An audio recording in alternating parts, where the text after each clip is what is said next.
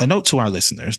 The views and opinions expressed by our guests and hosts on the BLKFLA podcast are solely their own and do not reflect the official positions or views of any organizations, companies, or affiliations they may be associated with.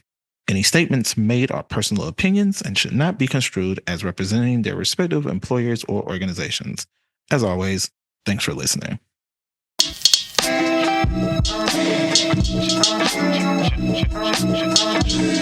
If revolution was a movie, I'd be theme music. Time to ignite what I spit is lighter fluid. Stepping into it, fixed ways, such a glorious design. Marching into the biggest fight of our lives. Time to spoil the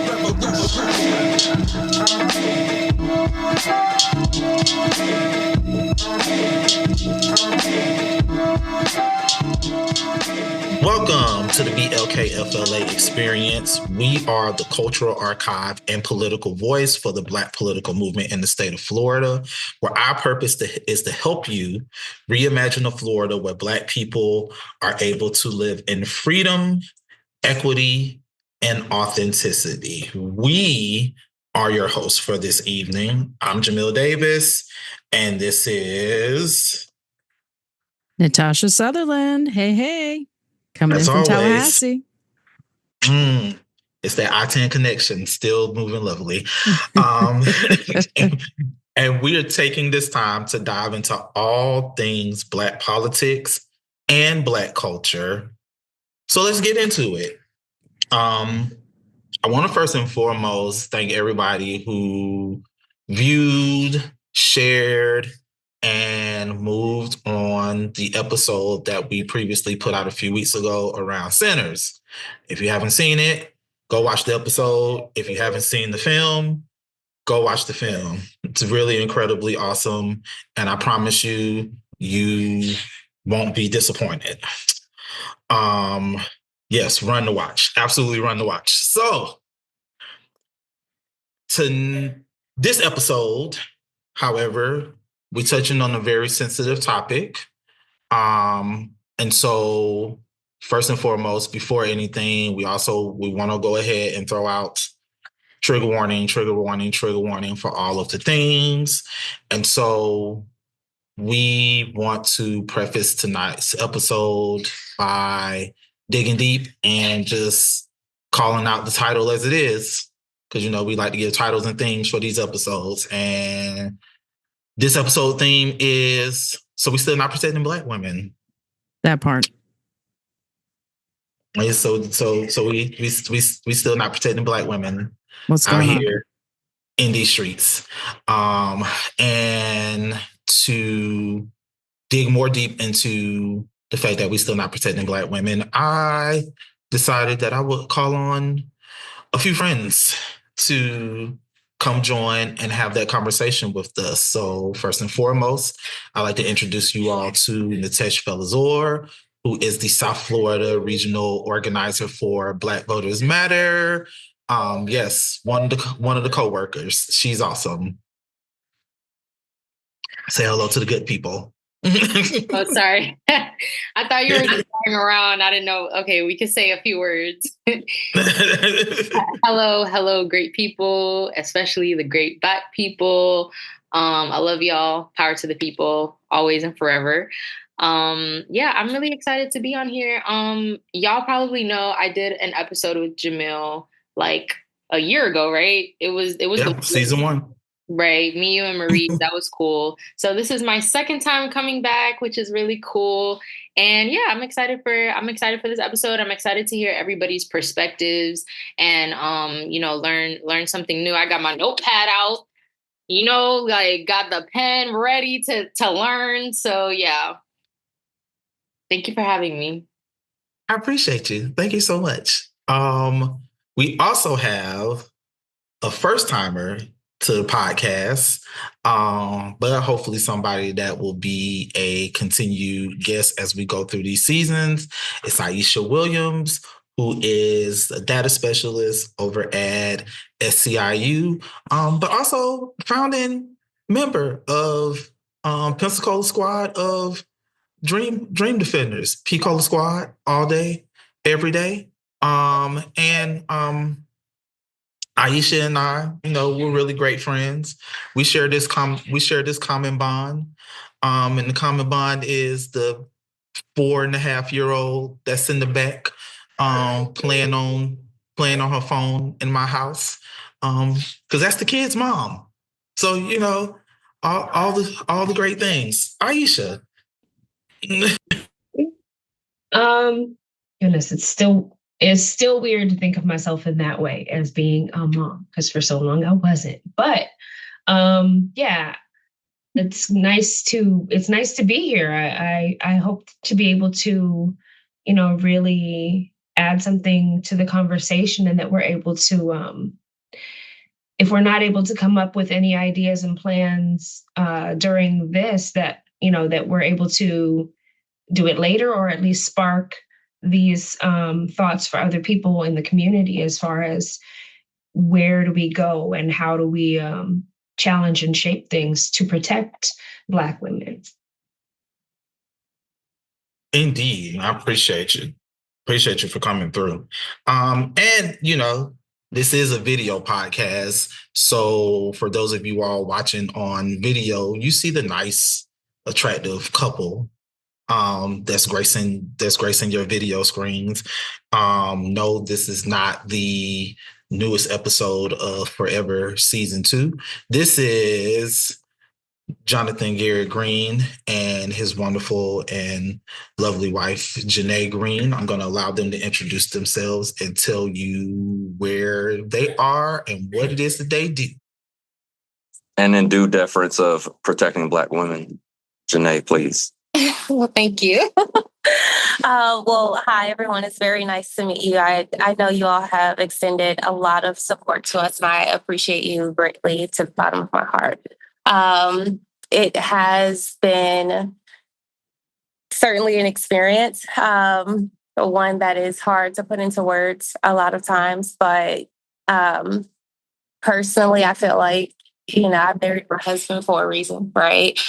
Because he was already protecting me before that incident happened. He, provided protection and support to my mental and emotional well-being, and just, protecting me in every physical way. And so,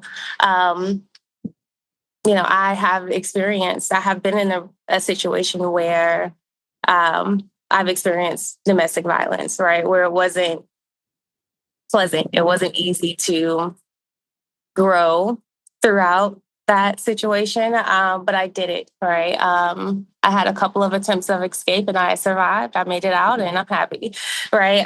But I poured a lot of self-love into myself, as that was happening, and to get myself out of that situation, even, every day since then. So to have met Jonathan Green, my husband, it's been absolutely amazing to just see someone who embodies the core and just everything, all the attributes that you would look for in a husband to provide and protect and just love you and support you. It hasn't been anything short of amazing every single day, truly.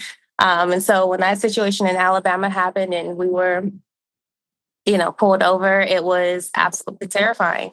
We eloped to marry and, have our matrimony in our hearts for the first year before sharing everything with our families. And to know just a few hours later, we get pulled over by the cops for things we'll go into. Yeah.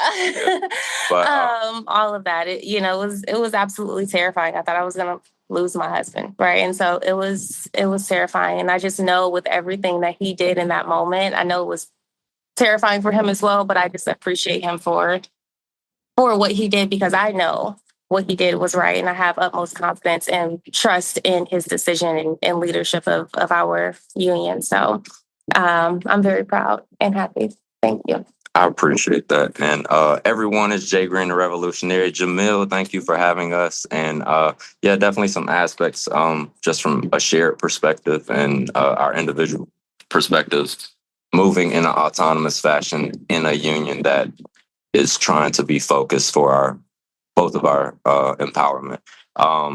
And very much being a fly on the wall in this conversation to empower and uplift not only the women advocating here today, but for many women who are voiceless and need men to stand up to advocate and protect. So thank you for providing the space, brother. And thank you, ladies, for being here as well. As always,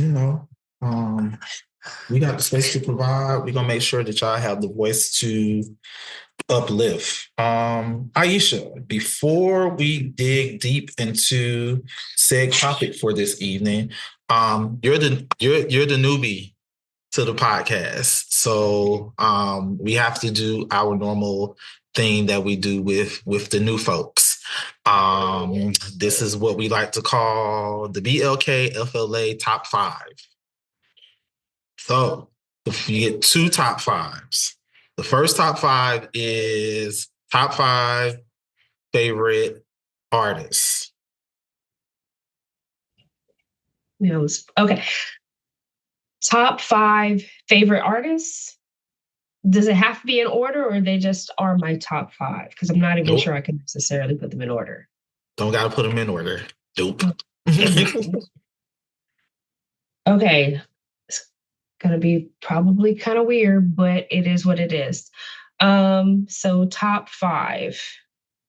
Number 1 is Stevie Wonder. Timeless to me. Number 2, Nina Simone. Number 3,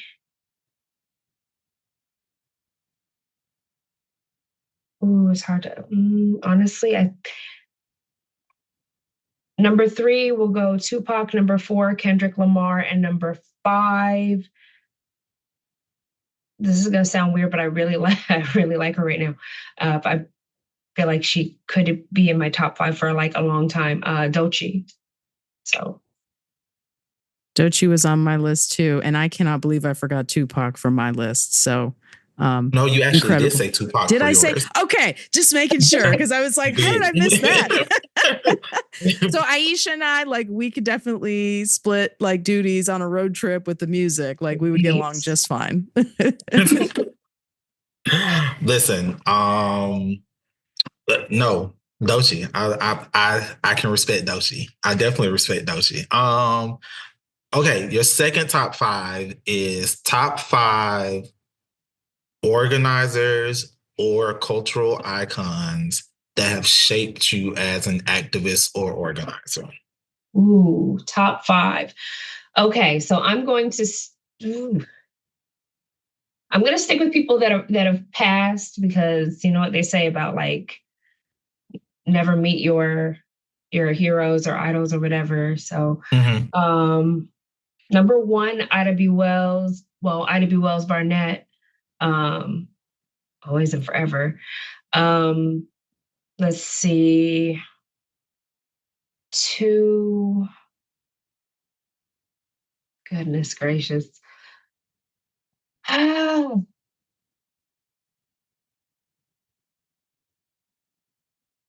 Jamil's always asking all the tough questions. Don't feel bad. It's rough. It's rough out here. The list is so long. I don't want to put them in any kind of order is the thing. Like, if I could just list them off and know that it wasn't necessarily an order to it, with the exception of Ida. Like, oh yeah, no order, just a list. Yeah. Okay, so just a list, no order. That takes a lot of pressure off. Okay, yeah, so no order. Okay, thank you. All right, so we got Ida, then we've got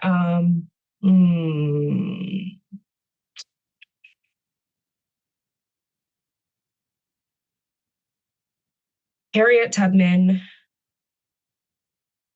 Because we've definitely dealt with a lot of people that Harriet would have shot. But yeah. Goodness. This is all hard because, like, I'm also the kind of person who, like, my mom always was like, we don't really do like heroes and idols. So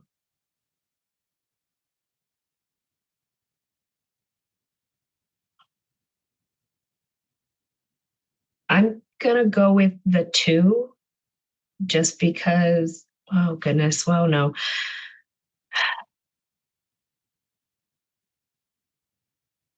okay, well, that have inspired me. They don't have to be like an idol, but like Dr. King is definitely on there. But then there's the whole thing with like Malcolm as well, because there were two sides. They were two sides of the same coin or the same fight. And I don't feel like we could have had progress in the way that we did without them both. And I guess my last one would probably be Huey, just because, Kwame Ture. I'm sorry bumping him down and putting Kwame Ture, just because the kind of growth that he went through, the fact that like there was a lot that I feel like he was able to develop in ways that I think are important to the way that we should look at organizing. Okay, my bad. That's it. Was that 5 or did I only give you 4? No, that was 5. That was an awesome 5. that was an awesome 5. That was a 5 that I felt like I felt like when I asked that question that you were gonna give me that 5. So yeah. All right, ladies, gentlemen, non-binary kinfolk, all of the people. Let's get this situation underway. We are currently in day, I have now forgotten, of the Sean Combs trial. During this trial, we have had 2 significant witnesses come forth during the trial in the names of Cassandra Ventura and Don Richard.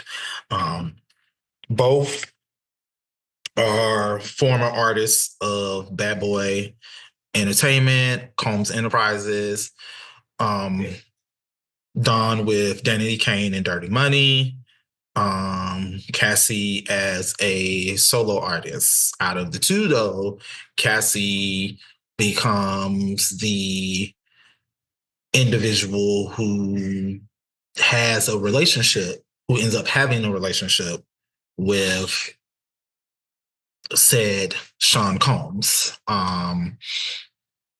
These ladies have given strong, powerful testimonies on the stand that have been ridiculed, dissected, and spat upon by what me and Jonathan like to call the podcast bros, red pill, alpha male, jerks. I'm just like, and that's me being nice.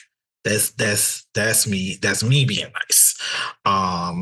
We also are dealing in a circumstance where a bodyguard has come forth to state that they overheard, keyword overheard, on a phone conversation that another individual that was in the car in 2020 during the Megan Thee Stallion, Tory Lanez situation, another individual that was in the car was the one who actually shot Megan and not Tory Lanez. For the life of me, I'm trying to make sure that I'm trying to wrap my head around the fact of Tory Lanez being a textbook narcissist, and that is my most humble opinion and not a medical diagnosis. So take that as you will. Textbook narcissist. Why would a textbook narcissist want to go to jail to protect someone else? And then we have Halle Bailey, who has receipts, has pictures and text messages and video that indicate that the father of her child, DDG, was abusing her and filed a restraining order on him and is seeking full custody. And of course, as stated with the other two individuals, the Red Pill crew has come out in abundance to put the shakedown on Halle Bailey and defame her name and character across social media, which I'm still ashamed of the fact that this is the place that most people get their news and media analysis, if you will. But this is the world that we live in 2025, the era of resistance, as I like to call it, but also the era of MAGADOM, and that's MAGADOM, not MAGADUMB, although it could be both. And we have arrived at a circumstance where people will just look at a clip on social media and take it as the gospel versus doing actual legitimate research and digging into critical thinking to determine what saith thou. And so my first question that I want to pose to the cavalry of people is, how did we get to this space where, number one, we seem to be in, and for me, I think it's only within the Black community. And those on this call can correct me if I'm wrong. But how did we get to this space where it seems to be a gender war, number one? And number two, how did we get to this space where Black women are still in a space where protection is very limited or non-existent? I think I will start with my awesome co-host, who can then bounce it off to the other individuals on screen. Natasha, Sutherland. Yeah, thank you. So I think to start with, we have to go way, way back to sort of history, right, in this country. And the fact that, Black women have had sort of the short end of the stick from the beginning of at least this country, right, before it even was a country, to bringing it to the present where, we are disproportionately impacted by so many things. So, for example, more than 4 in 10 of us experience physical violence, right? And that's more than our counterparts in the white, Latino, and Asian Pacific Islander community. So, like, if you want to call it a gender war, I think it's more than that. It's also sort of systemic and racialized, right? Because if we want to do it just within gender, then why wouldn't we at least have equivalent rates of abuse and problems like our other sisters and of other races? So it's just so much deeper than that. We also experience significantly higher rates of psychological abuse, whether that's humiliation, insults, name calling, or if you're a kid in school as a Black girl, and how we're disproportionately punished for the exact same sort of misbehavior. I think all of society here is essentially signaling to, whether it's Black men or others, that it's okay to pick on us as the weakest people, and the ones that are most impacted by all of the harms in our society. And so that is really, really problematic. And, I don't know where we kind of find, at least from our fellow Black people, like Black men specifically, like where we find that solidarity instead, that like, hey, we're both being disproportionately impacted by this society and harmed. And like, what are we doing to support each other? And rather than turn on each other and allow society to do that to us and sow additional division, so that in the end, those in power win from that division and that harm, what are we doing to lift each other up? And that's really the question that I'm trying to figure out. And I think that comes from, who knows, right? I'm gonna let the Black men answer for themselves on that one. My experiences with my dad, he is a wonderful Black father. I have been incredibly blessed, and he's incredibly loving and supportive. And so, but Jamil, I don't know. It's a tale as old as time. I feel like, putting us at sort of the brunt of all of society's harms, and the data is there, right? Data is absolutely there. While only one out of every 90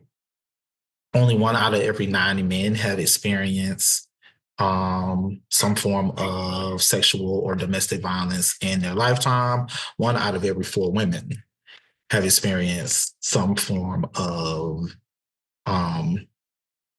sexual domestic violence in their lifetime.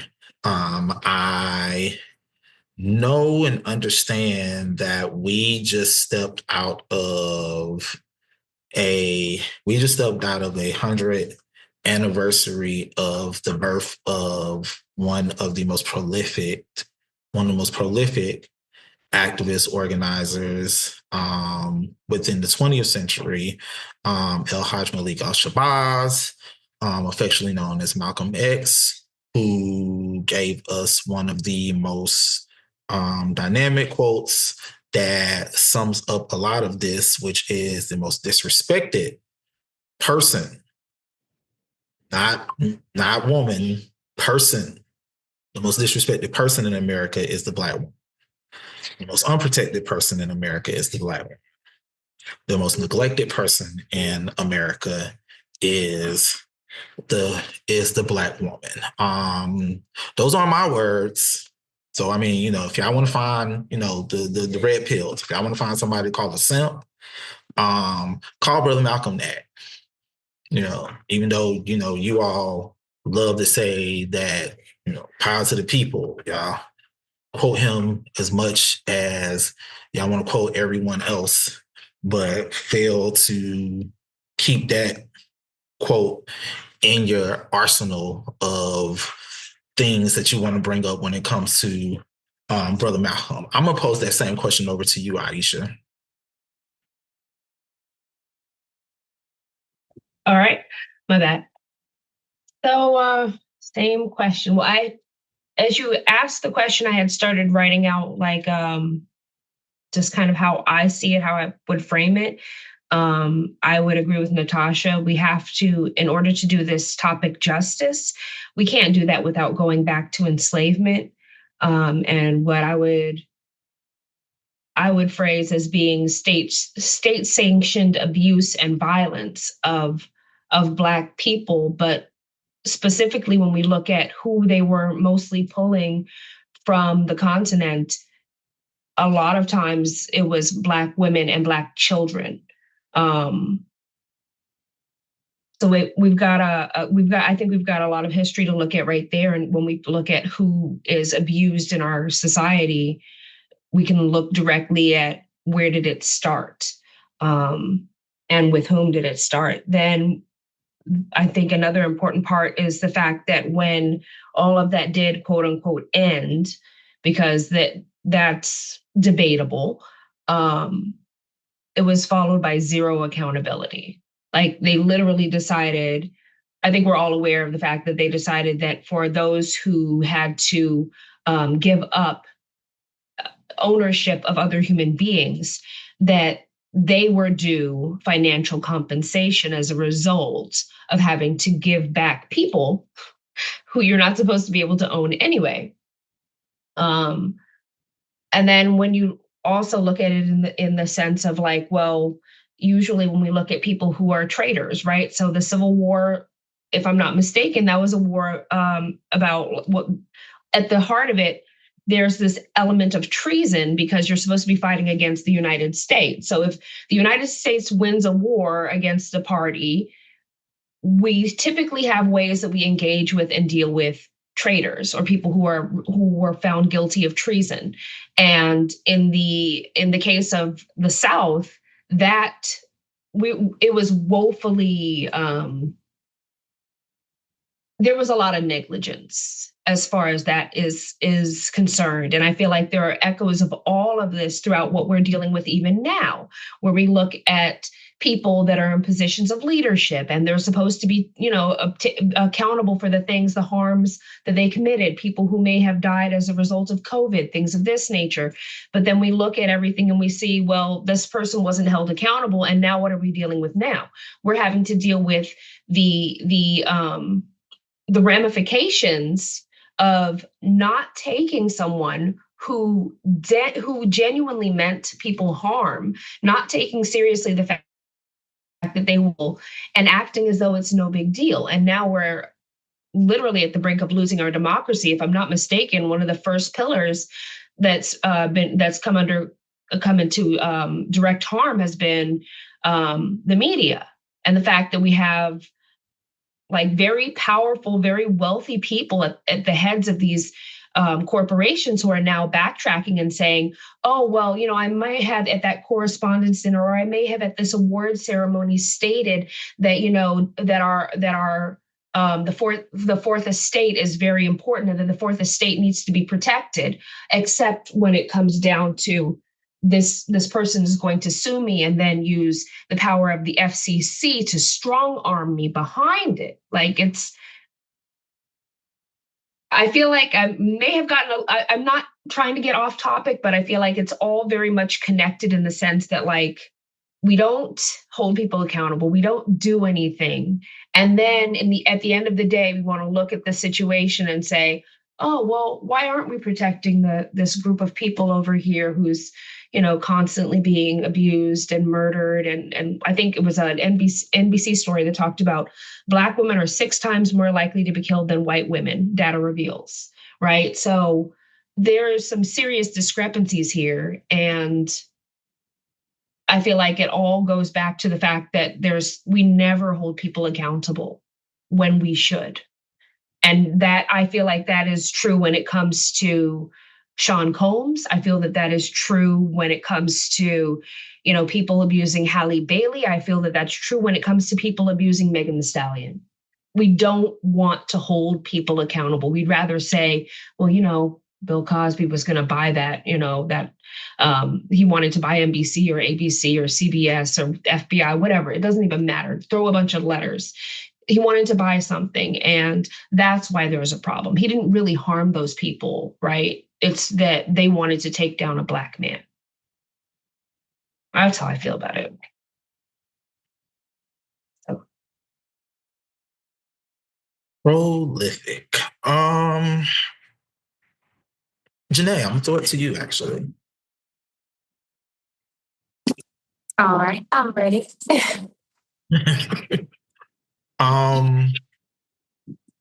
Black women in 2025 makes 66% on the dollar than white men do.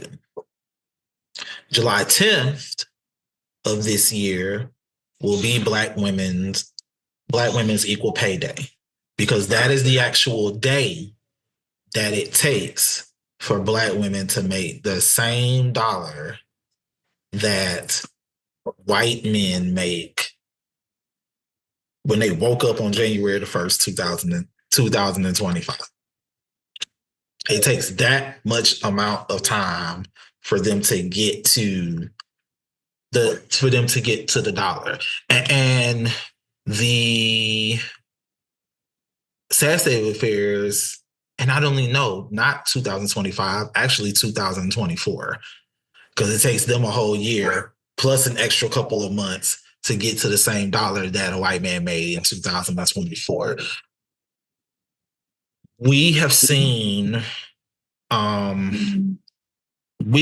women have to get to a space where you have to work not twice as hard, but 3 to 4 times as hard as white men to be able to get a quarter less, it seems.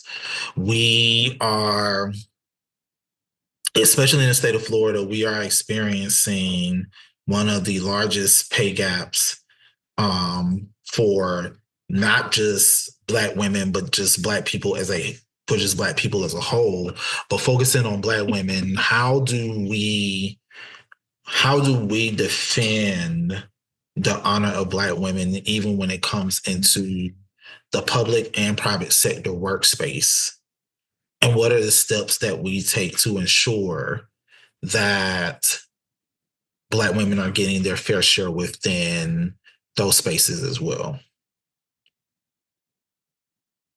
Oh, that's a very good question. I have been working in the recruiting and staffing space for about 15 years. I serve on the board of directors for Operation New Uniform.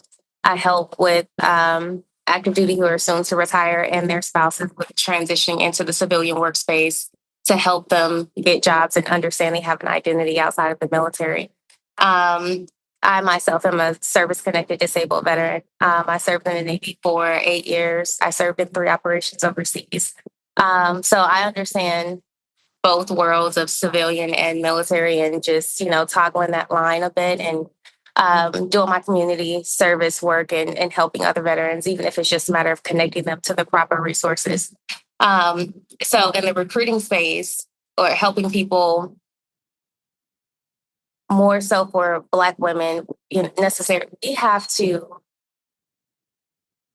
definitely work 5 times harder. When I say I made partner out of one of the offices that I oversaw at my previous employer, I had to work day, evening, give my kids baths and dinner, and then work at night, right? Just to even be seen that, hey, I did something, and it's still not enough. My accounts could be taken away from me and given to somebody else. Just, we have to be perfect at every angle, whether it's dressing, making sure that your hair is proper to what they expect, right? And I have my sister locks here and I'm loving it. They're blowing in the wind, so I feel beautiful. But I know the perception to others, right, of what that looks like. And it doesn't matter. I walk with my head held high.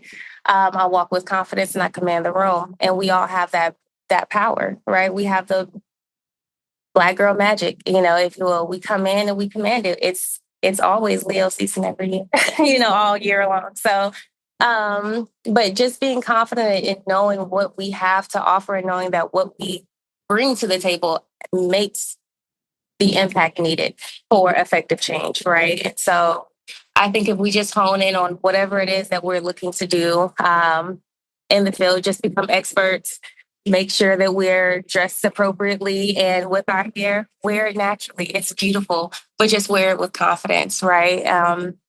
Make sure that they can see that smile and that light inside of you. And I feel like that's been my personal walk, journey throughout everything. And that has gotten me a long way. And we just have, as Black women, we have to realize that unfortunately we are facing those type of, prejudgmental stereotypes. And so in the past, I've done things such as, hey, I might have my hair straight for the interview. And then I, go off, and as soon as I get hired, I'm rocking my beautiful braids, right? Because I know once that representation is in there and everyone sees it, then they respect it and can move on. So that's just how I've handled things. So. And so number one, I applaud and appreciate the space that you have operated in, both military as well as private sector. Number one. Number two, these questions come on the whim. They come on the fly. So to know that you were the one that actually works in the recruiting spaces makes that even more better. Shout out to the kid. So there's that. Natasha, so you represent a strong demographic that is currently moving the needle, so to speak, with the culture and with social media, as you are the Gen Zer on the episode. What I can appreciate about Gen Z is how they have moved in a space where you are forcing previous generations and forcing society as a whole to hand you full autonomy of your bodies, your minds, and your spirits. And so with that, and seeing two Gen Zers and Megan Thee Stallion, as well as Halle Bailey, have to endure the pressure that comes with being an entertainer that is always under the public eye, but having to be under more public scrutiny because of the abuse that they have taken from previous partners, current partners, what have you. How do you navigate as a Gen Zer, not just through relationships, but also navigating through having the conversation with potential partners around what I will and won't tolerate, and also having the conversation with people within society around, well,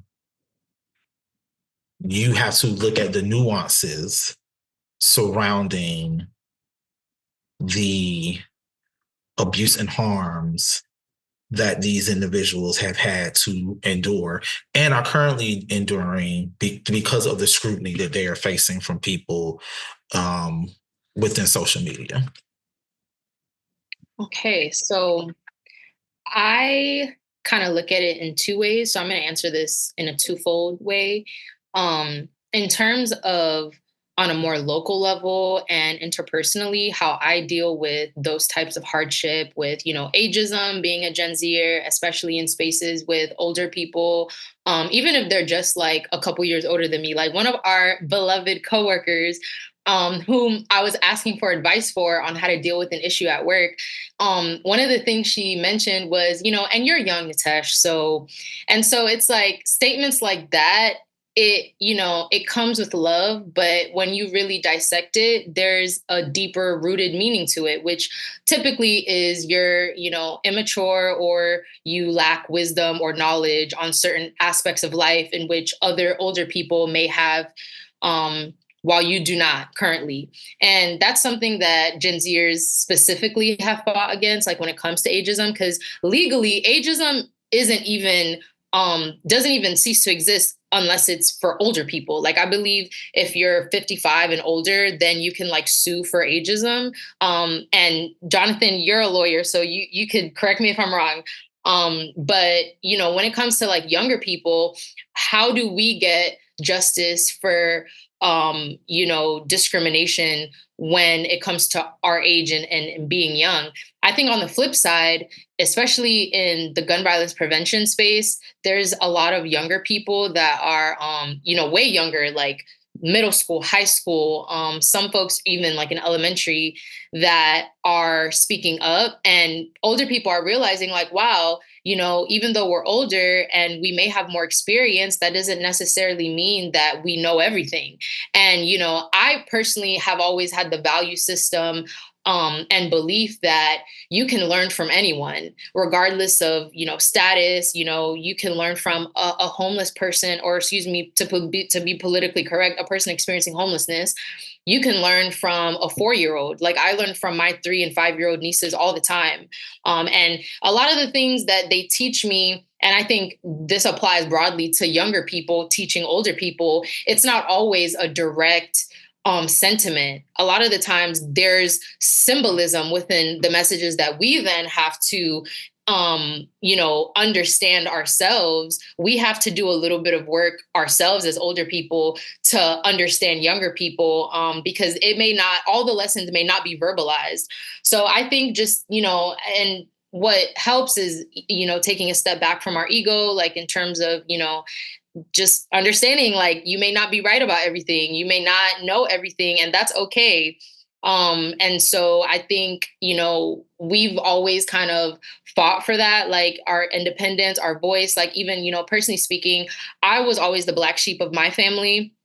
And it was very hard being this like very opinionated, very, like mentally active. Like I was always a child that questioned everything. And that's why I studied philosophy. Like I minored in philosophy and law.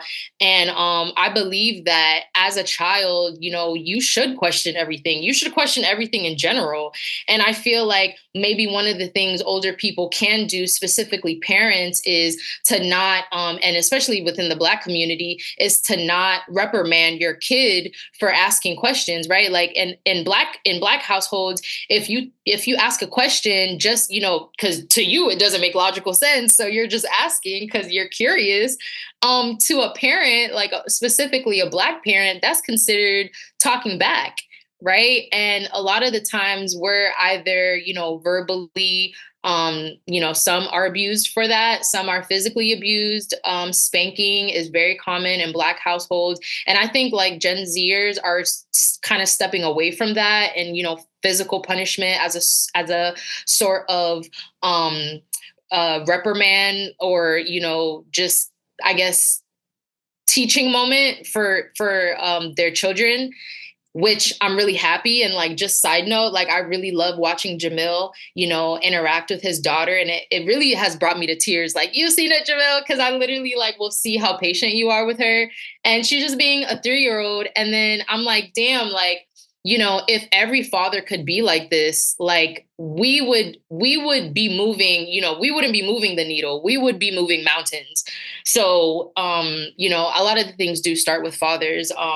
Not just being active and in the household, but being not necessarily a gentle parent, but, having that balance and providing gentle care and love and support for their kid. But then on the other hand, when it comes to so dealing with like partners and stuff, I have to always I feel like I have to present myself in a certain way. Because people always think like I'm younger than I am. So that, on top of me just being young, actually, and then people perceiving me as younger, it makes them want to treat me like little sis. Like people be trying to like little sis me, like in a slang, just say like a slang way. I don't know how you would say that, but like, they just, they be trying to little sis me. And sometimes you just got to correct people. Like, I feel like one of the things that I'm, growing in especially in professional spaces, because I have no problem doing that in personal spaces, but also people are less likely to try that in personal spaces. But in professional spaces where people assume that you're less likely to be defensive because of this like respectability politic culture that I'm actively against, they try certain things. Like they be playing in your face, Jamil, like, this because I complain about this all the time to you. People be trying to play in your face and you sometimes have to like play back, respectfully, of course, but I have to stand my ground sometimes. Like, hey, like, with all due respect, that wasn't very considerate of you. And I would appreciate if you can speak to me, like an adult or, whatever the ask is. I have to really be firm in my communication style, especially with adult people. So much so that even my mom, like I remember when I had just graduated college and I was landing my first job, my mom knows like my voice is naturally like soft and sweet. Like when I'm like relaxed and I'm not like, in fight or flight mode, like I'm very like sweet and soft. And my tone is like that as well. So she's like, you need to be a little bit more rough. Like you need to have like, almost as if she was saying, you need to have like a deeper voice, which I'm like, that's the internalized misogyny. But, my mom is foreign, so I didn't even go there with her. But yeah, so it's stuff like that. Like, why do especially Black women who are already perceived as inherently violent and aggressive and hostile and combative, why do we, in order to get respect, have to put on this facade of, being mean or having, to command this sort of authority, especially white men, they would see another white man who is just that as formidable or, demanding of respect. But when Black women, put on this facade, instead of getting respect, they're seen as a bitch, for lack of a better term. So it's really like a lose-lose situation. I think it's like, damned if you do, damned if you don't. When Black women command and demand respect, we're seen as aggressive. And when we don't, we're walked all over. So it's like, which path do you choose? Which is the less traveled path? I don't know, because I traveled them both and they are both very challenging. But I think, looping it back to like on a national scale, on a national scale, an international scale, and intergenerationally, I think that we have to, and then also, looping in celebrities and celebrity culture and the cost of fame and fortune, I think we need to just start by having more authentic conversations. And I think we are starting to do that. Like, I've noticed respectability politics, even outside of younger people, we're starting to dismantle that, like in work settings, like you said, Jenay, about like wearing your hair natural, like Black women, that was considered like unprofessional, right? Like just existing as a Black woman is considered like, just not, it's to be degraded and it's not desirable. So I think by just showing up as our authentic selves and leading forth that way, I think is the way that, we can move the needle further, having more authentic conversations. And I have to take my own advice too, because like, sometimes even if, Jamil, we said nothing is off the table. So even, within BVM, you know what I'm saying? Even within our organization where we're only working with Black people, like sometimes, you have to have conversations like, hey, what makes you feel like this is okay? Like, is it because I'm also Black? Like, would you respond like this, or would you act like this with a white colleague or a non-Black colleague, and just, sometimes it comes with consequences, but I guess not being afraid of those consequences, like I think in professional settings, the intimidation tactic is always money. And one of the things that I'll never forget, an advisor at my first job told me, she was like, never lose your integrity for a paycheck, because there's always another job. And if y'all know me, like Jamil knows me, I'd be job hopping like a mofo. So, not to say that this is what I'm encouraging, but I'm just saying like, it is what it is. And, like I'm never afraid of what's to come by being my authentic self. And I think that's, in interpersonal sense, I think that's helped other people around me. So long-winded question, long-winded answer, but I am complete. Can I just add something to what you just said? I think it's important to go back to the example that you gave about hair, right? It's not even that it's like cool or whatever to disparage natural hair. It actually has legitimate consequences because we are not legally protected. And so it goes back to the systems in place, right? So like in a state like Florida, unless they pass the Crown Act, I could be fired for my hair and lose my job, right? Because I'm not legally protected. And so it's beyond like cultural thing. It's like, what are the policies and the systems that we're building, around our cult, like our culture is built upon that also just fails to protect people like you and me. So I'm just really glad that you highlighted that as sort of a metaphor for really the broader problems that we're facing here. I also just want to acknowledge the fact of parenting style is due to conversations, and I can attribute mine that gets talked about a lot. I can attribute that to literally the first initial conversation that Ieshia and I had.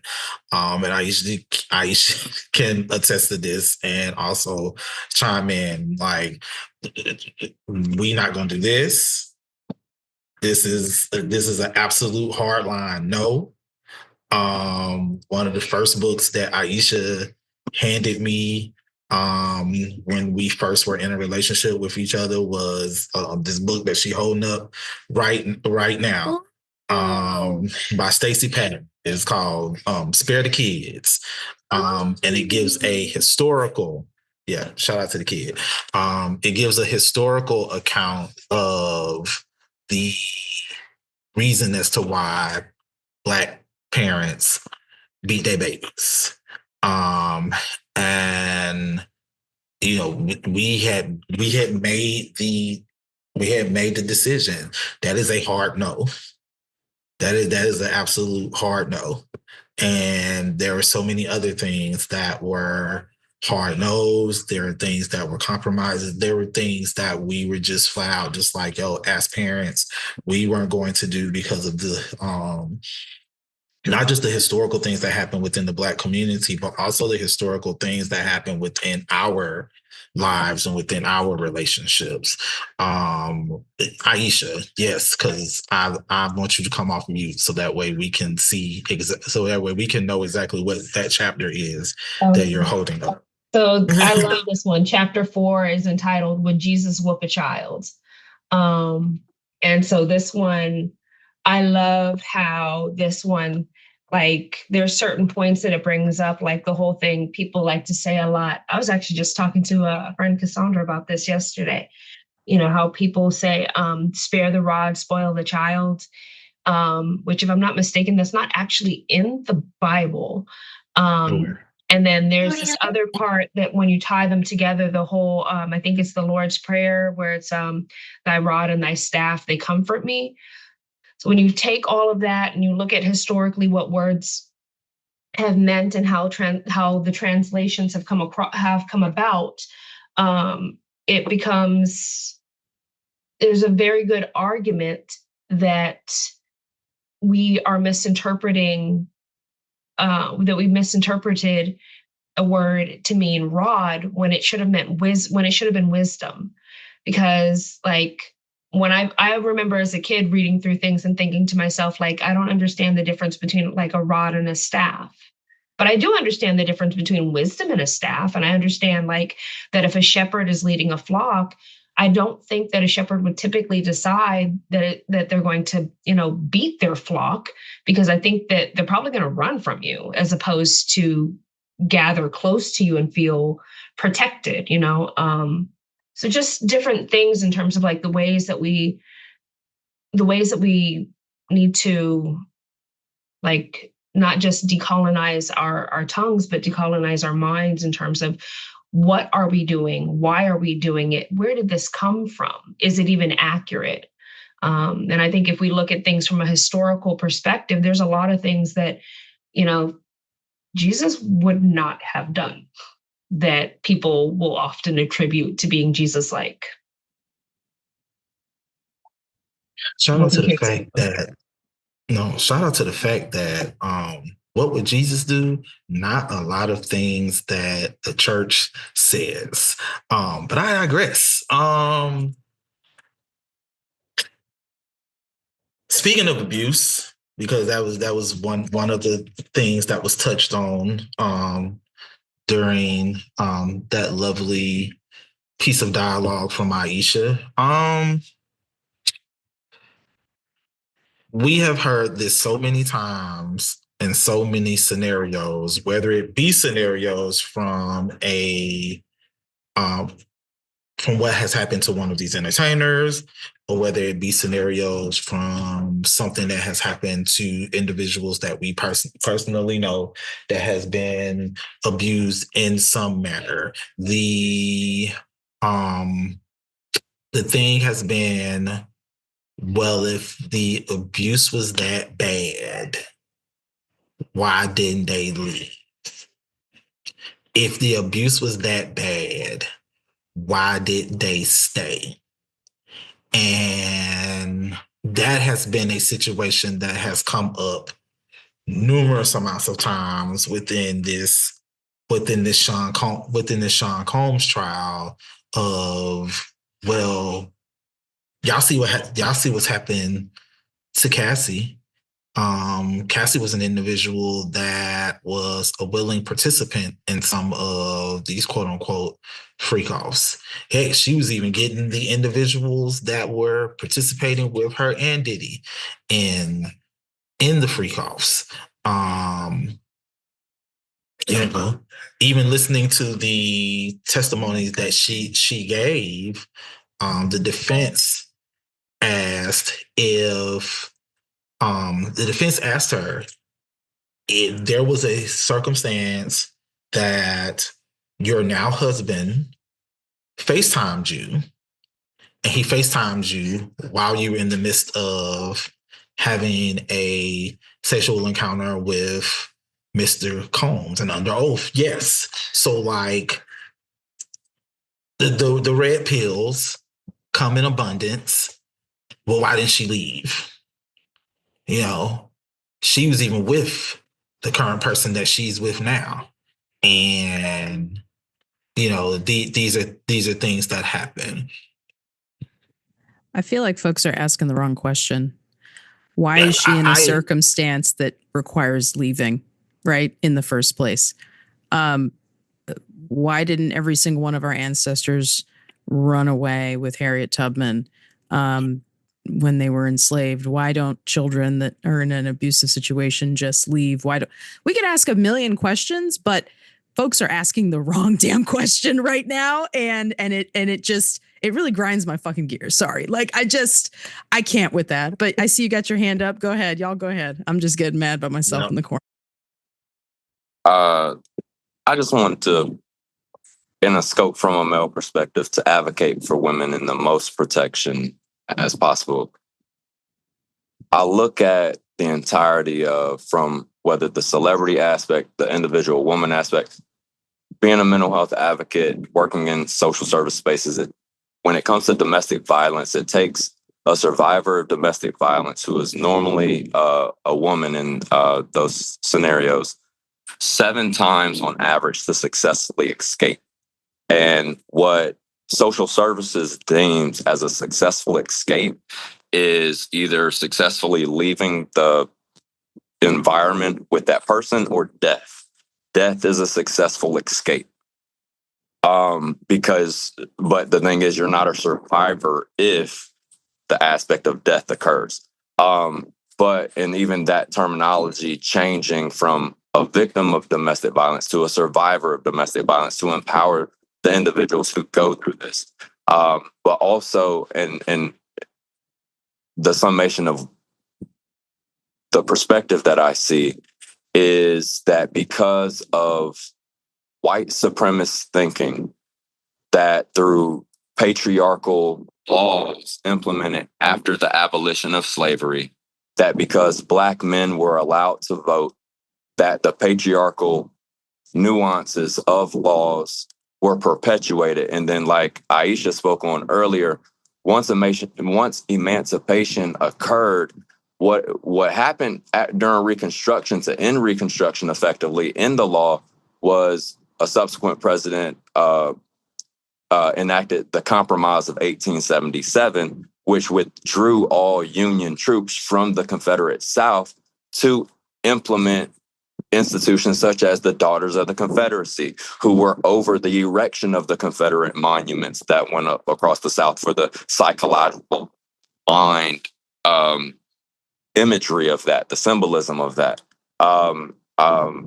In addition to the Compromise of 1877 effectively withdrawing those Union troops, it paved the way for Jim Crow. So with Dred Scott's 1857 decision that no person of African descent would ever be considered a U.S. citizen, that was never rectified in any law, whether it's the 3/5 Compromise, Article 1, Section 2, Clause 3 of the U.S. Constitution, to Dred Scott in 1857, to the entirety of the ineffectiveness of the Emancipation Proclamation, because it only freed slaves in Southern slaveholding states, not the Union states, because they would have seceded and joined the Confederacy.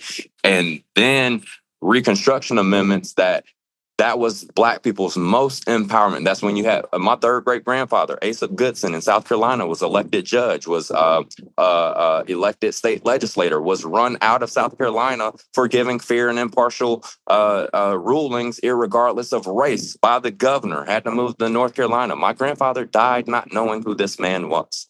He was illiterate and elected to those positions. But This is a time, it happened in Louisiana. The power structures were more predominant to create a balance. And that's where the Black Wall Streets across the United States occurred. So then you get to Plessy v. Ferguson in 1896 that says separate but equal is okay. But also understand where women are in this in the entirety of that time.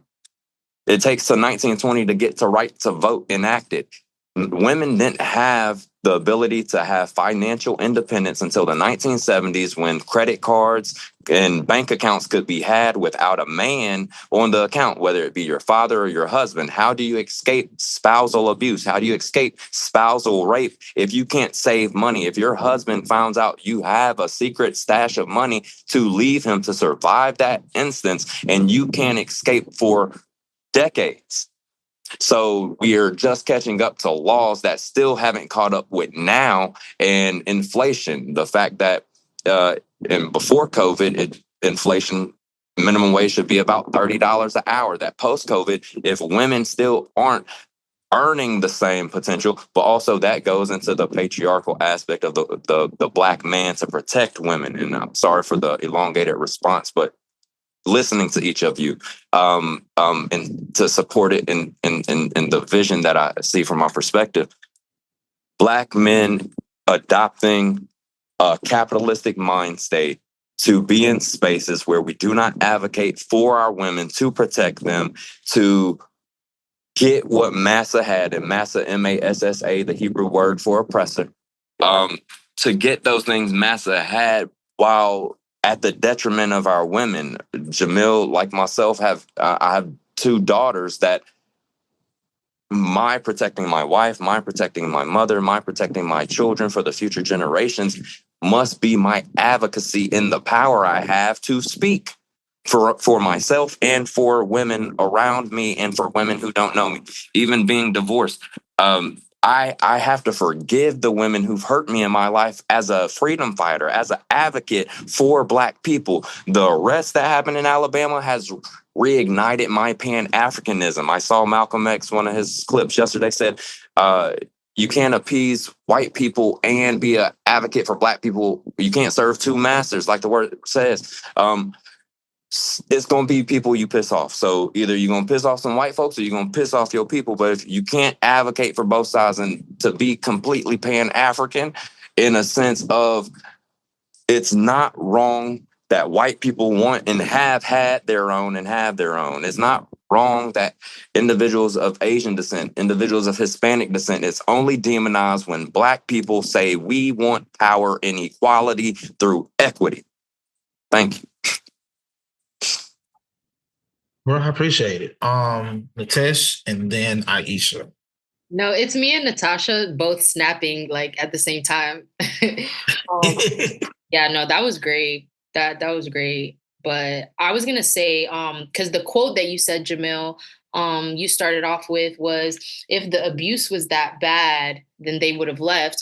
But I'm like, I agree with Natasha. Like, we're asking the wrong questions, because if you just think about the question, if the abuse was that bad, it's faulty reasoning, because they're admitting that there is abuse present. So the problem is, if there is abuse present, why are y'all okay with abuse happening, period, is the first question. And then the second question is, what, because people say that and then they expect like this calculated response, but what is the like rationed answer? Like what is the like mathematical equation for knowing when to leave versus when to not leave? And like there's no indicator of the time is now. And if there was, perhaps abusive relationships, would be less on the rise than it is now. But I also think like when it comes to, because you said something earlier, Jamil, like you were like, does it happen more in our community, in Black communities, than white communities?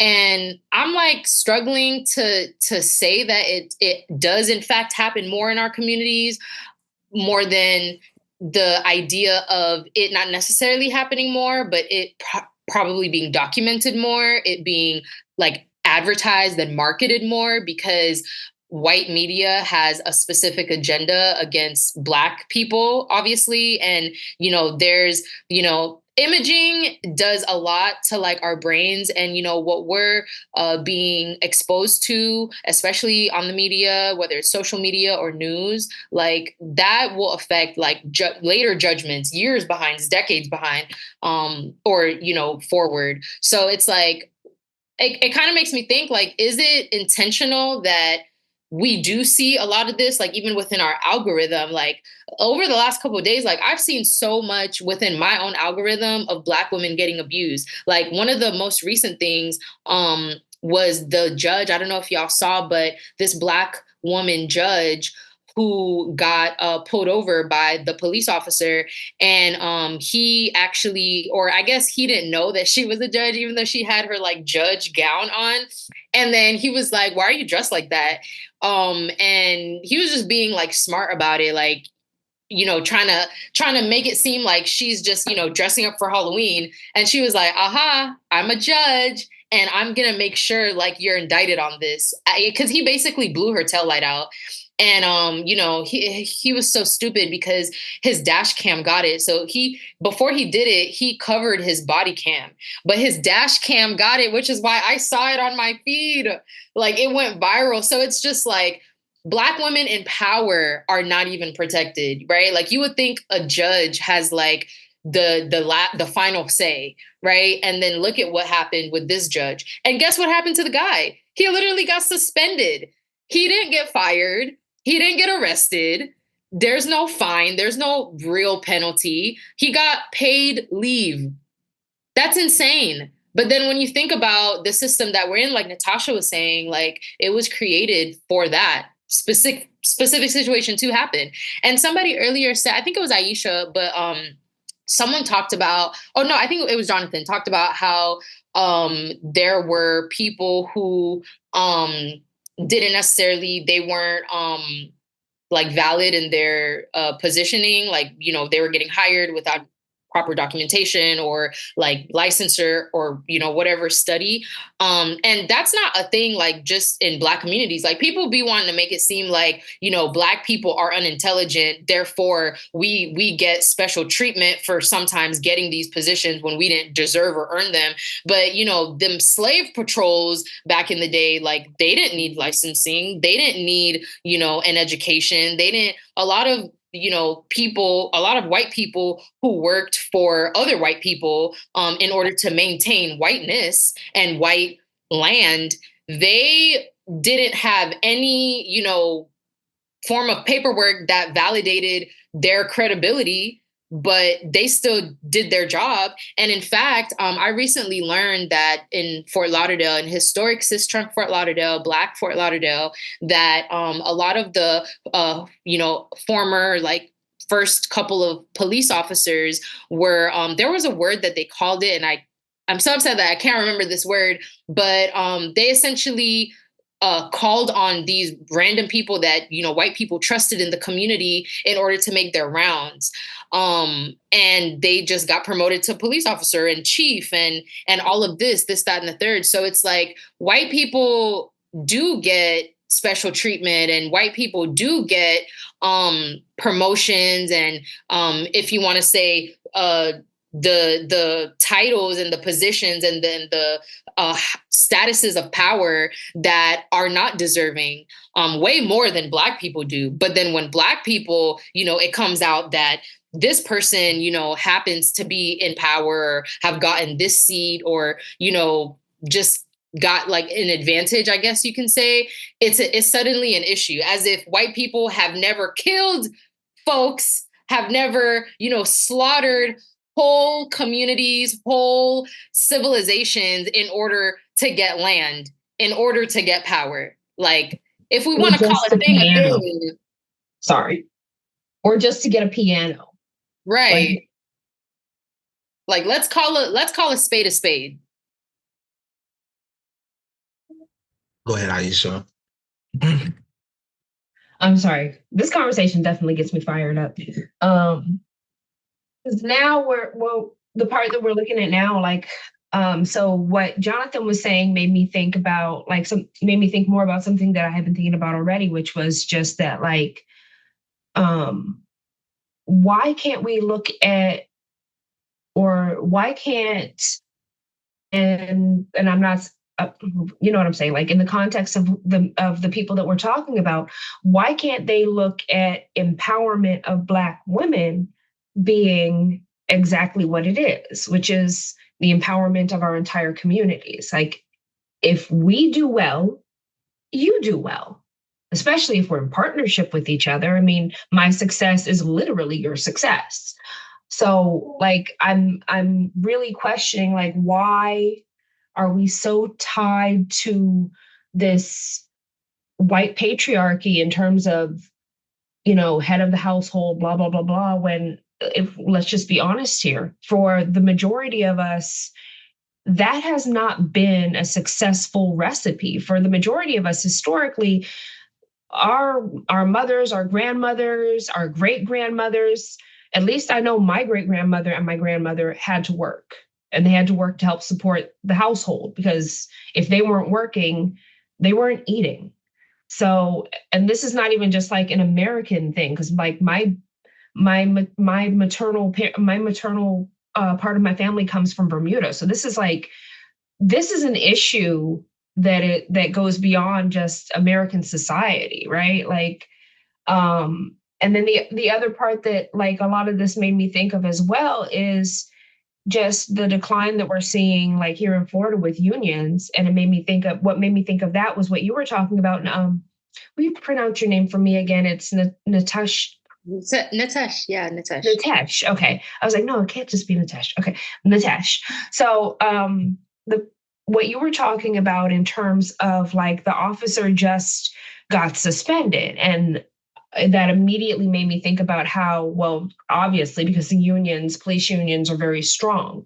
And so what we've been seeing a lot of here in Florida is that like with some more recent legislation, which was SB 256, and essentially what this has stopped unions from being able to do is it's unlawful for us now to deduct money directly from people's paychecks. So you're from getting your employer to make that deduction like is no longer a thing.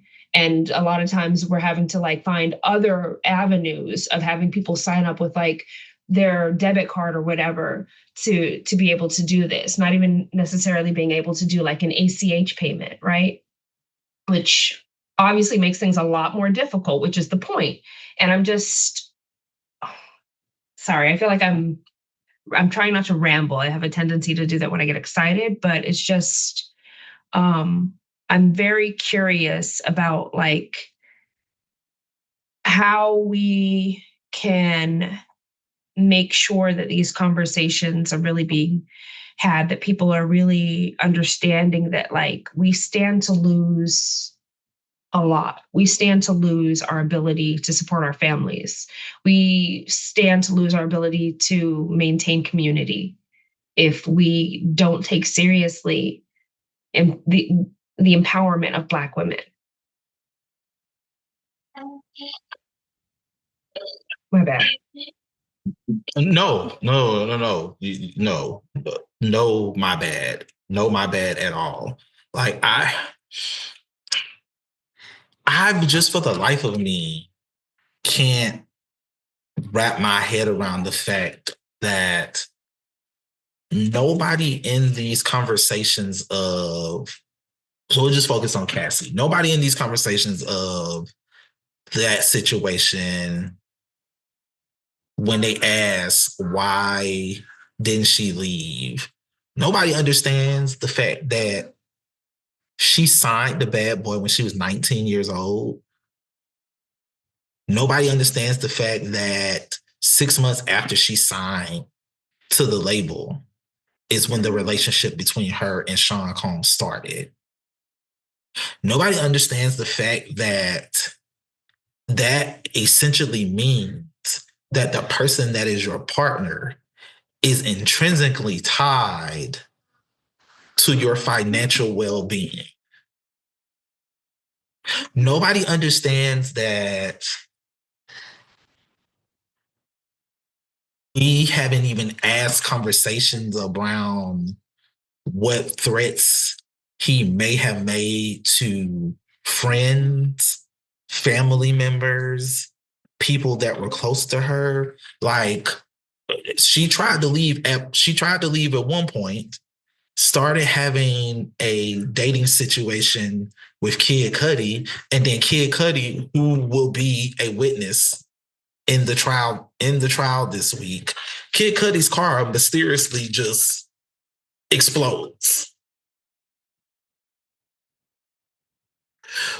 So we aren't going to pay attention to the video that circulated when she filed her civil suit a year and a half ago, that first hit CNN, where it's caught on a hotel surveillance camera, brutal beating, dragging by the hair. You have to be in a real vengeful, hateful position to kick and beat someone down. And then we don't even know the rest that wasn't caught. Okay. Nobody's asking. Is nobody asking these questions? Are these the questions that aren't being asked? And I'm just like, and then for the other pieces of, well, she was a willing participant. Stockholm syndrome is a real thing. Stockholm syndrome is a real thing in this world. So even if there is a semblance that she was a willing participant, at this point in life, you've drugged me down so bad mentally, physically, and emotionally that I may have gotten to the point in my life where I feel like this is the only space that I can be in. And I just feel like the nerve of niggas sometimes. Because it's like, really, yeah. I don't mean to interrupt. I apologize, but that's what I wanted to touch on, but I didn't really hone in. The patriarchal aspect of Black men who attain wealth and affluence, that they want to do the ills white men have perpetrated. They don't use the wealth accumulated to benefit self or people that look like them, particularly Black women, for the Black children to have a model after, in a way where this is exactly what is going to be perpetuated. Because you also have to think the industry execs who, in Hollywood because Nickelodeon, the reason they had to sell to Nick Cannon was the guy that owned Nickelodeon. Then he was on like all their shows. He was a heavier set white man. He was committing some of the most child abuse and pedophilia that they had to sell the network. So when you look at those institutions being perpetuated by the white supremacist patriarchal culture, but then when it comes to Black men who are trying to replicate this culture, not create a culture of their own, that's where the self-identity, the I am a man, and even with that, having Jenay say, because I had to practice when I was in New Jersey saying in the mirror, I am a free man. When I told the officer that night, I am a free man, I am a free citizen residing in the United States of America, my voice cracked because it's not something that my voice octaves are normalized in saying. So having my wife say, I am a free human being, I am a free woman, practicing that every day for us to believe we are not second-class citizens, to believe we are truly first-class citizens of the world, and to teach that ideology and mentality amongst ourselves as Black men, to stand up for each other, for Black women, for us to stand up for Black women, to be able to stand up for themselves because they've already been doing it too long, because Black men are absent from doing it for them, is why they have to have that hardened approach, why they can't sink into their femininity, for us to exude healthy masculinity, because the yin and the yang can't be affected because we are being split, that house divided. And if we stand up in a way where we accumulate our wealth in a way where we're not perpetuating capitalism, but we use it in ways of socialism, such as schools, such as wealth and economics, farming land, and creating communities for us to protect ourselves. To me, the root of the financial patriarchy of the white supremacist system that we live in is Black men trying to keep up with the white Joneses. Quickly, if I could, sorry, Natasha, do you think that comes from the fact that society is telling Black men that they have no value? And so if they themselves don't value themselves, why would they also then value Black women, right? Like, well, is that a part of it, do you think? Almost, but I'll take it a step further, that because society does not value Black men, that we are seeking value and validation from a society that has a systemic culture that is telling us white is right. My daughter wanting blonde hair and blue eyes in kindergarten and first grade because all the kids in her class look like that, and every imagery on TV looks like that. So understanding that, yes, that is an element, but even more so, it's because if our counterparts can call and pick up a phone, and because they consider my spouse to be someone, they're exotic, but they're not going to bring you home to be included in the will and marry.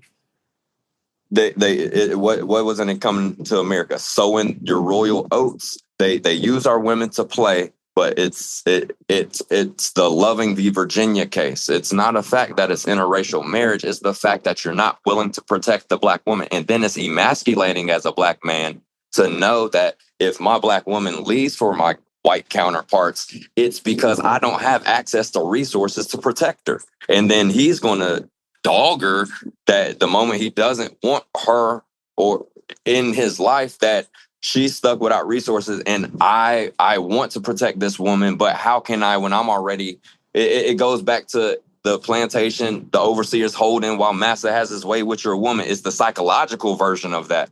So I understand why my mother fears when the police harass me. I understand why my wife fears that, because it's the same castration. It's the same emasculation that Black men who don't have emotional intelligence. And you said something earlier, Natasha, about you having your father in your life.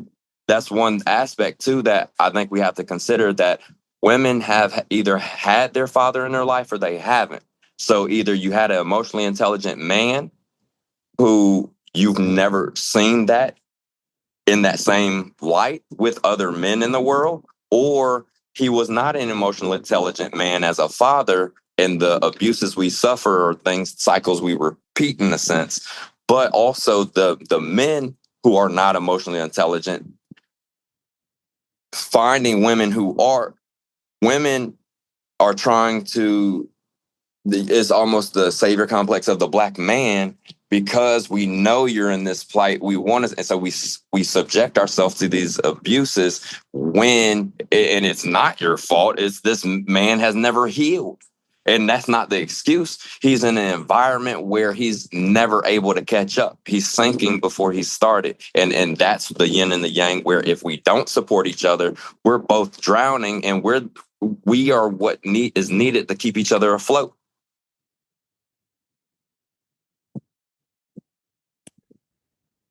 Go ahead, Natasha, and then we're going to go to our last segment of the episode.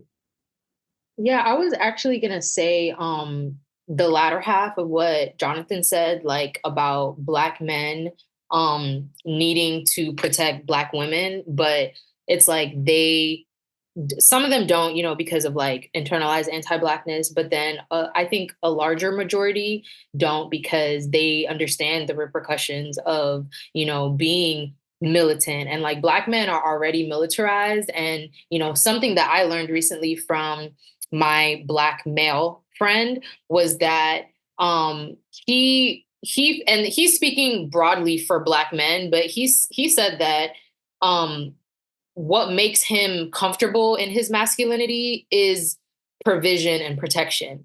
So when he isn't able to protect his loved ones, like his wife and his mother and the women in his life, he feels like he is not a man.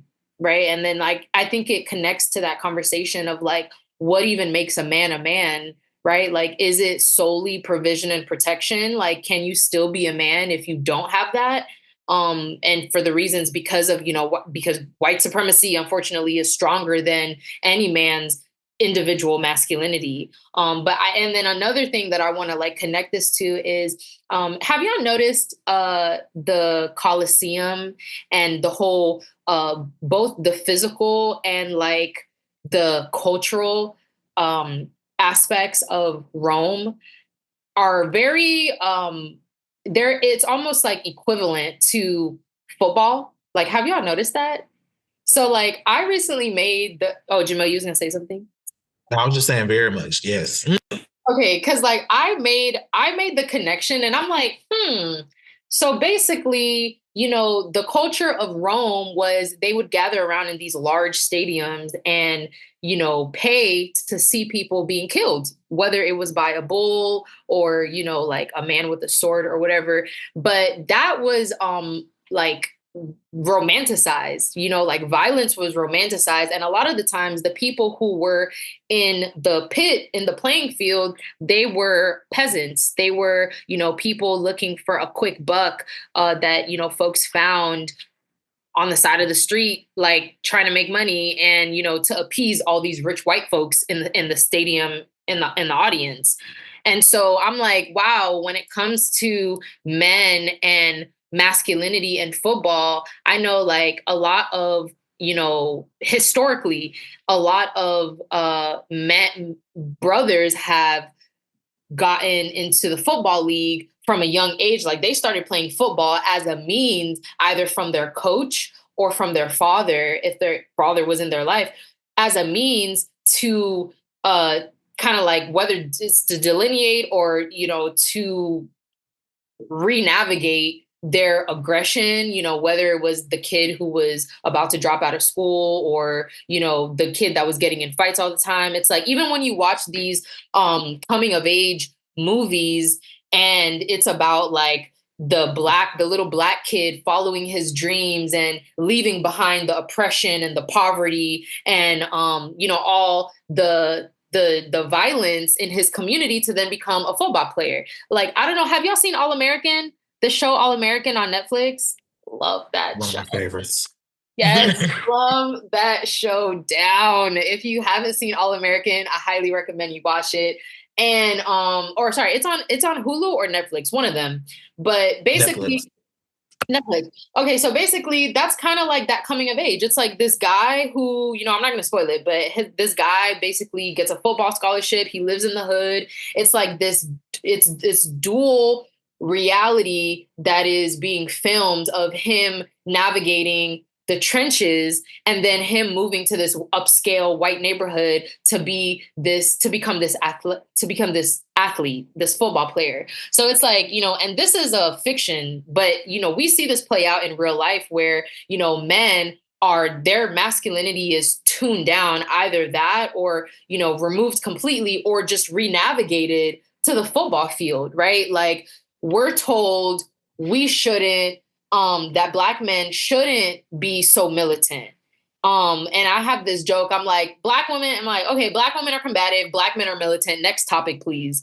Right? Because this is what we're wired to believe. But Black men cannot be militant, something that they hold very near and dear in protecting their communities. Historically, Black men have always protected their communities, the village, the household, the community.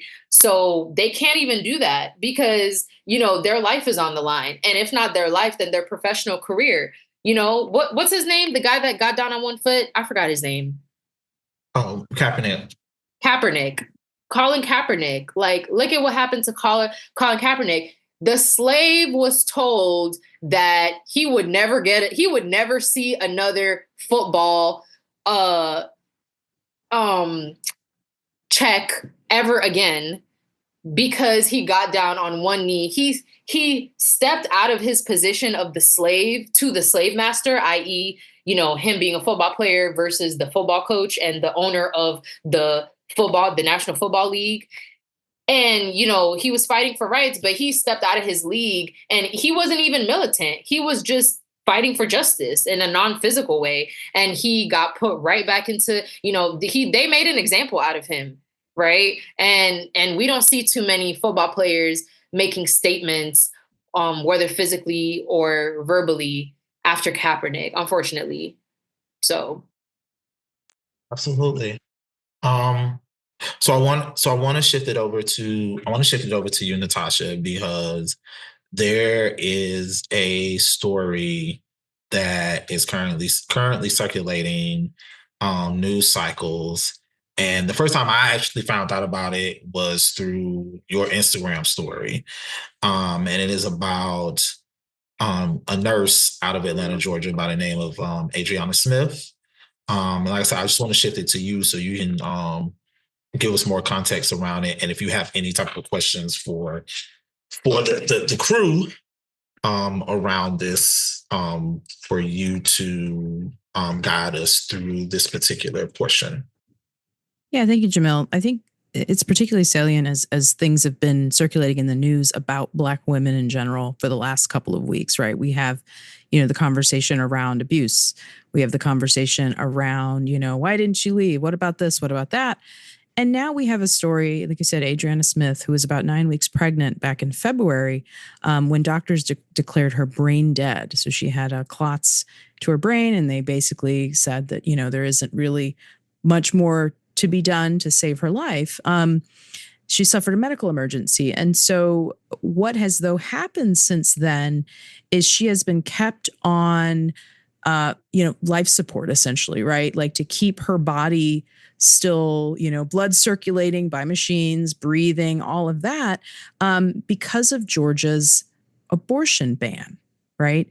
So effectively, a Black woman in the state of Georgia cannot have the peace to just die of natural causes because the government decided that there is now a law that keeps you from doing that and effectively turns you into a human incubator, right? And I just want to read a quote from her mother real quick, if that's all right. She says, because she's speaking of the fetus, right? She says, "My grandson may be blind, may not be able to walk. We don't know if he'll live once she has him." She's talking about giving birth. And I'm not saying that we would have chose to terminate her pregnancy, but what I am saying is we should have had a choice.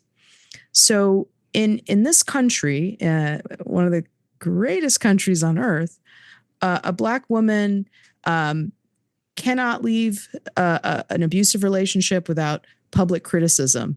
A Black woman apparently cannot die in peace of natural causes either. A Black woman cannot make a choice about whether or not to have children. Now I'm talking about reproductive justice here, right? Kind of going back to the work I did with the Amendment 4 campaign in Florida, does not have the right to a system that allows her, should she choose to have children, to raise said children in a healthy environment so that they can actually reach adulthood and live productive, meaningful, healthy lives. Because as we all know, Black children and Black adults are under attack by all of these oppressive systems. And we talk about, being pulled over by the police and all those kinds of things. And so Black men deserve to grow old and become grandfathers. Black women deserve to also grow old and become there are so many things. And I think ultimately the connecting thread with all of this really is about control. It is about a system and a government that values controlling people's lives that they deem less than. So it doesn't matter. We can't do any right or wrong. Like, it doesn't matter if we decide to do everything by the book. There's always going to be something wrong with us. There's always going to be a problem. There's always going to be a way for the system to exploit us, exploit our labor, exploit our pain, exploit our love, all of the things. And so I couldn't help but not bring this story to light after all these conversations around Black women lately. And I'm just waiting for a story where a Black woman actually gets what it is that she needs and deserves out of society and the people in her life instead, and we hear something positive. But I'm exhausted. I don't know about you ladies. I guess that's what kind of my question is. Aren't y'all tired of this crap? I'm just tired of these stories. I'm tired of this. And they're not stories. These are real experiences that our sisters are feeling and having to endure. And I'm just sick of it. That's all.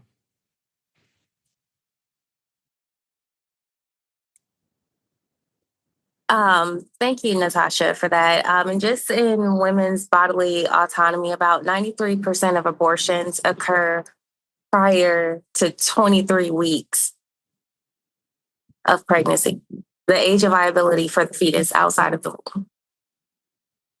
Right?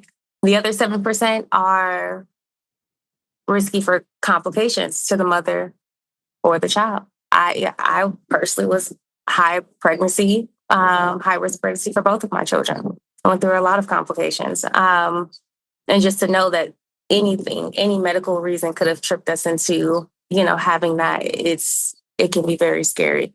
But just saying all of that, it's saying that women don't have the intellectual capacity to make their own decisions.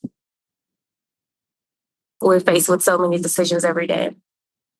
Yeah. But the government can, right? Because in the same state of Georgia, not too long ago, we have had multiple Black women who have died from pregnancy complications because doctors supposedly were afraid to intervene to save their lives due to the very same abortion ban, right?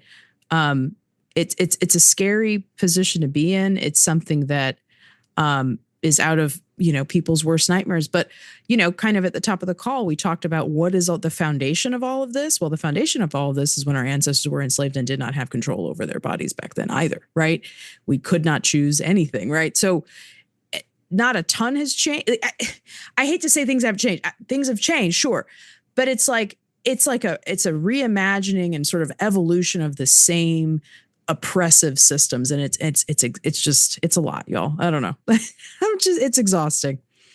And for me, one of the things, and one of the reasons why I think it's so critical for us to bring this into the space is because, and Natasha, you can correct me if I'm wrong, the same abortion ban that they have in Georgia is now very similar to the law of the land here in the state of Florida.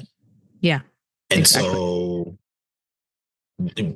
we now look at the situation of Amendment 4 got 57%. It did not crack the 60% threshold. Thereby, we still have a 6-week abortion ban here in the state of Florida. And so there are individuals within this state that can face that same fate as Adriana Smith in Atlanta, Georgia. And that's the greatest concern out of all of this, is that we are looking at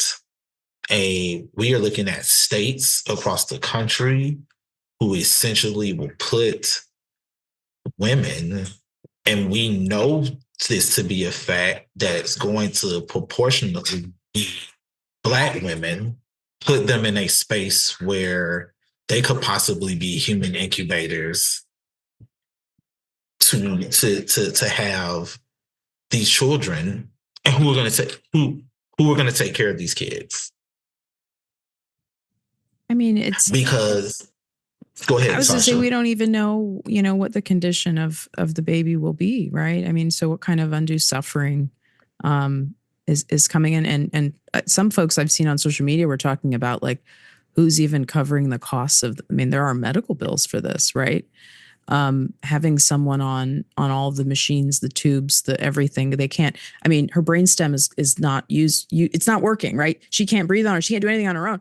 Like fighting the infection, right? Because you can't move your body. And so the antibiotic, like, I'm just thinking about all the layers of things that, for months, right? This has been 3 months of this.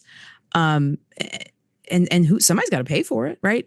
Like, I guess, and when I'm thinking about paying for it, like, do they have insurance? Is the insurance covering it? Are there like rules and regulations and laws around that? Like, there are just so many questions that I find myself asking. But then I'm also asking, would this happen to a white woman? I don't, I don't know, right? I don't know.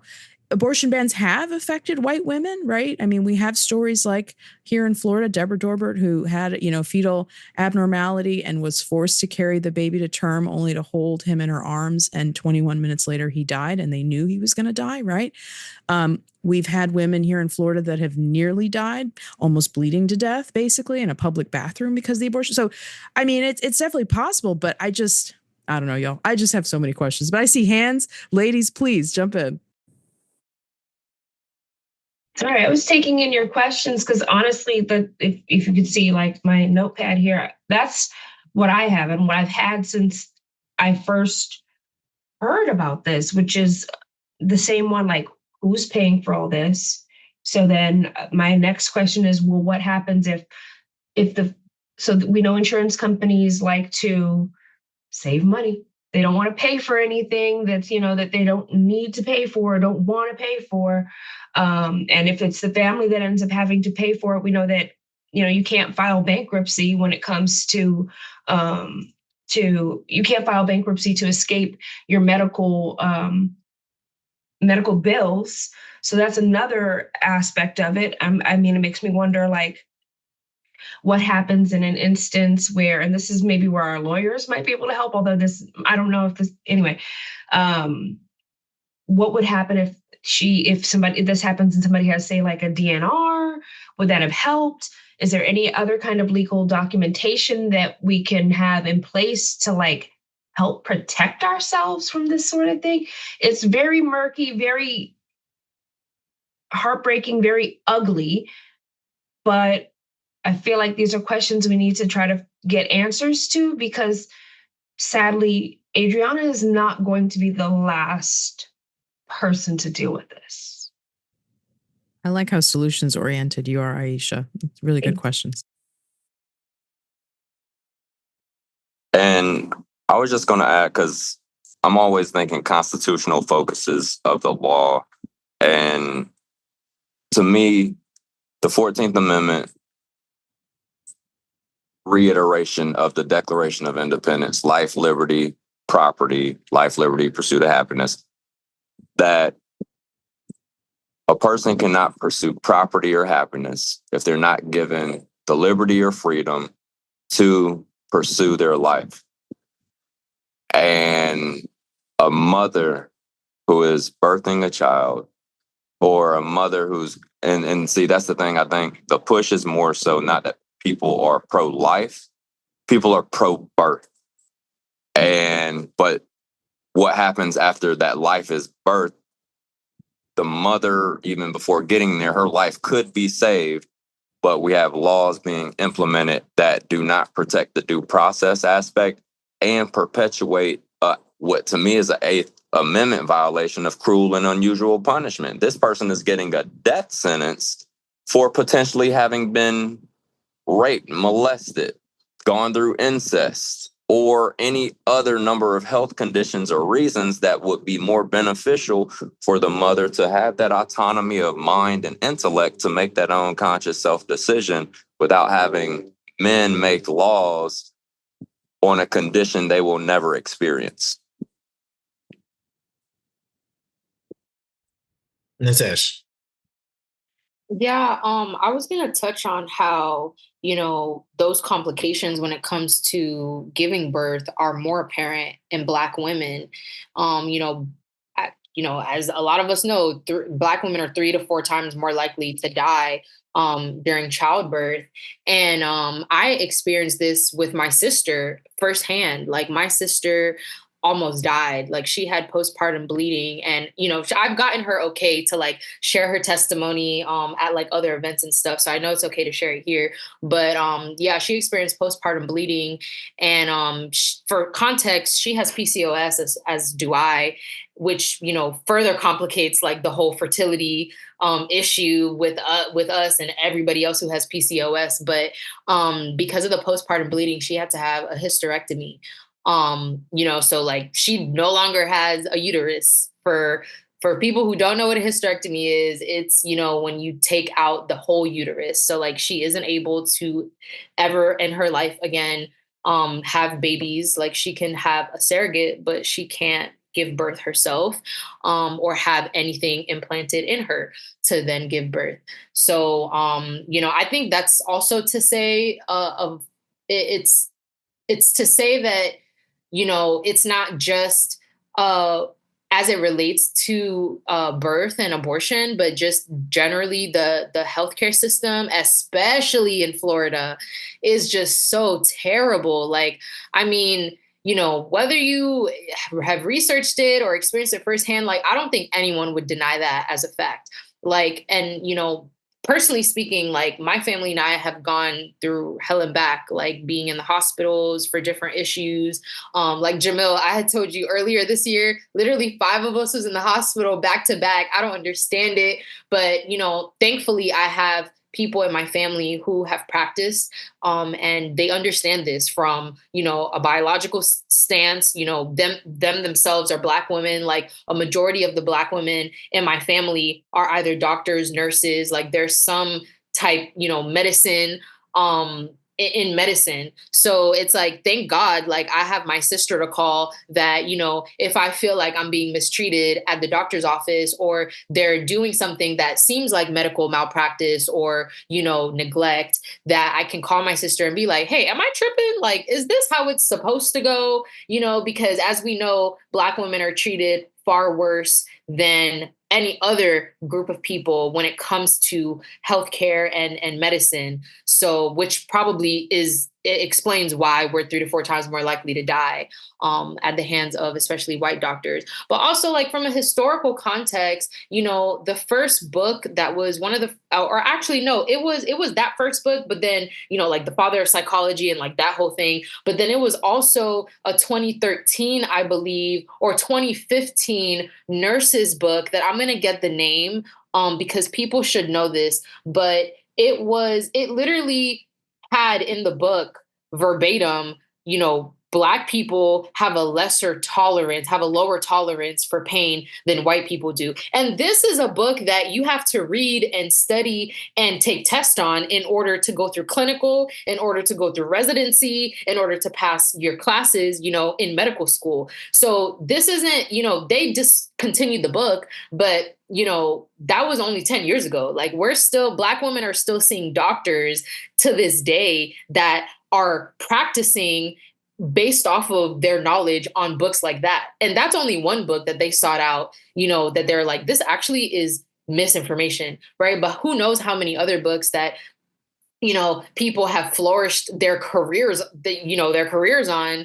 And I don't know about y'all, but a lot of my doctors and, the doctors in South Florida that I've come across, they're a lot older, which is only a negative thing because that means that there is less nuance, there is less new information that they're utilizing and integrating into their practices. And it's especially going to negatively impact Black women and Black people in general. Thank you for that. Oh, so this last question is going to be posed to Ieshia and Jenay. And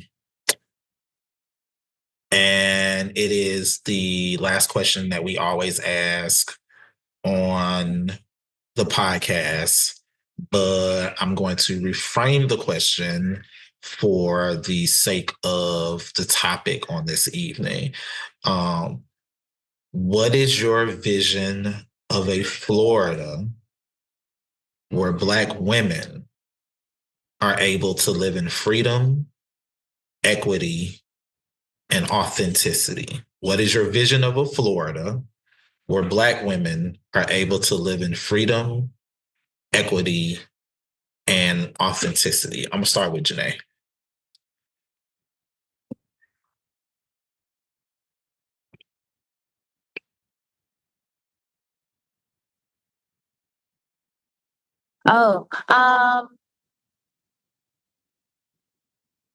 As far as that vision goes, I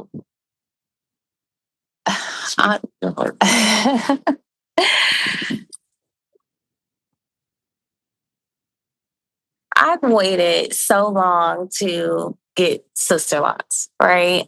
Because of the imagery of what I know,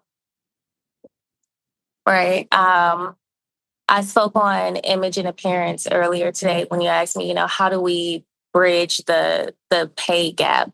And I say that simply from my firsthand experience of seeing the judgment that we get for being our natural selves, right? And yes, it's so simple, but I've seen it firsthand across many different industries, many different corporations for years, multiple situations daily for 15 years. So to see that vision in Florida, allowing us to bring our natural creative self and be able to just display whatever it is that we feel that we want to display, whether that's colorful hair, dreadlocks, or whatever that might be. If it's simply, playing African drums here, in the park, and being able to express ourselves in our culture and just having that freedom without judgment and, the squinting eyes and, just the nasty glares. We shouldn't have to deal with that, right? And just be able to live and enjoy the wind and just enjoy our being here. So for me, I know that's very simple, but it's not very complex either. As far as what I would want to see here in Florida, and just for Black women in general. Sure.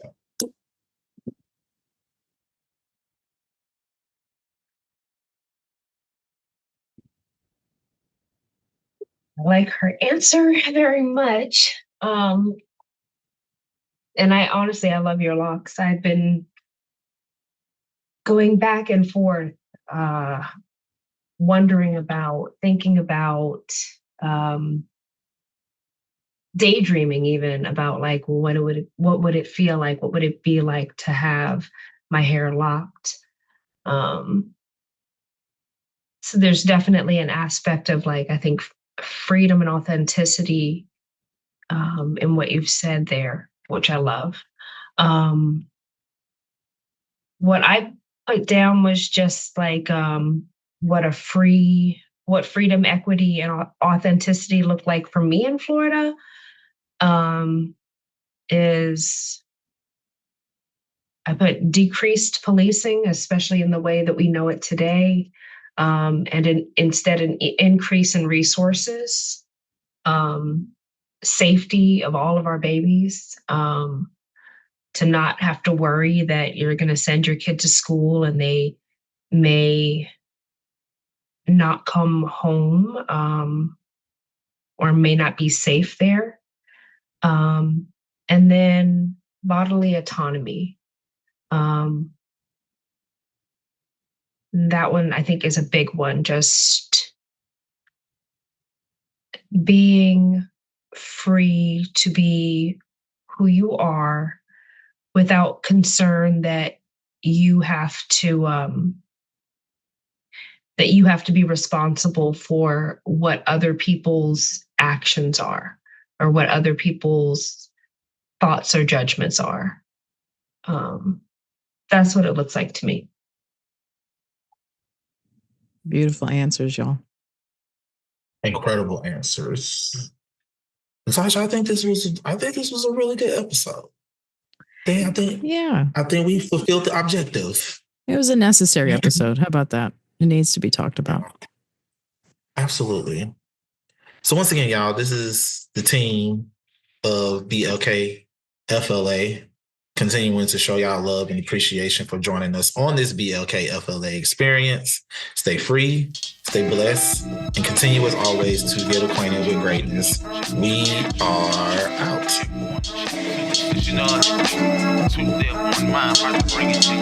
Revolution was a movie, I be theme music. Time to ignite what I spit is lighter fluid. Stepping into it, fixed rays, such a glorious design. Marching into the biggest fight of our lives. Time to spoil